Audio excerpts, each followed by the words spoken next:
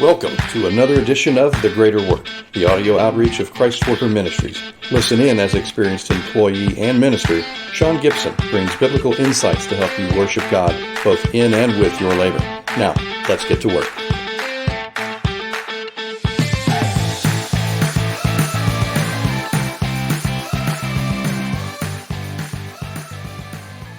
If you love being in control at work, I have great news for you. Bearing the fruit of the Spirit means having control, except it's self-control. When we read in Galatians 5, the fruit or evidence of allowing the Holy Spirit to work both in and through your life will embody having self-control. And this self-control proceeds through you, but not from you. It comes from the Holy Spirit. The word for self-control in the original language implies having self-mastery, self-restraint. Basically, you're not being led by your flesh's needs, but rather the Spirit and His promptings. This self-control covers every area of your life, even your career and work life. Every day when we arrive at work, we have the privilege of allowing God to advance our walk in the Spirit while also crucifying our flesh at the same time. Let's look at some situations where our flesh and self-control will battle it out for control of our lives. Let's say our boss comes in and he is on a tear. No one is safe. All the leadership is called into a conference room, and the boss tells everyone that they are not meeting projections. And if everyone in their department is to stay employed, they are going to have to work harder. Now, the Spirit-led self-control response to this situation means keeping the right attitude, because all things are possible with God, and really things are never as bad as they first seem. The flesh-controlled response would resemble a pressure cooker ready to explode. Self-defense techniques like blaming and name-calling, followed by anger and frustration. If you're walking in the spirit of self-control, difficult news won't bring out the worst in you.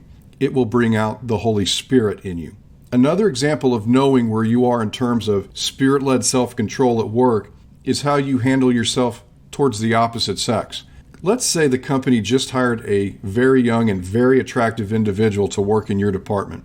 Your coworkers are already making sexual comments and maybe even placing bets on who can get the first date with the new hire. The Spirit-led self-control response is to acknowledge the new coworker and to welcome them to the team while remaining at a safe emotional and physical distance so as to not compromise your relationship with God and your spouse. If you're single, you still need to approach the situation in a way where you won't be in a position that you don't need to be in. The flesh-controlled response means you join in with everyone. You start clamoring and talking about how beautiful this person is, and then you find yourself wanting to hang out with them for the wrong reasons. Basically, you go out of your way to provide your own onboarding experience. Look, sex is everywhere, especially at work. When we work with members of the opposite sex, we must allow the Holy Spirit to empower us with self-control so that we don't make a catastrophic mistake. Making a flesh-controlled response could disqualify us from reaching our coworkers for Christ.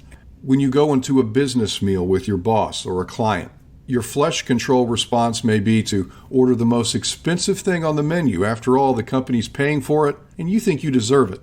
The Spirit-led controlled response would be to order something simple, inexpensive, and something that won't distract you from the business at hand.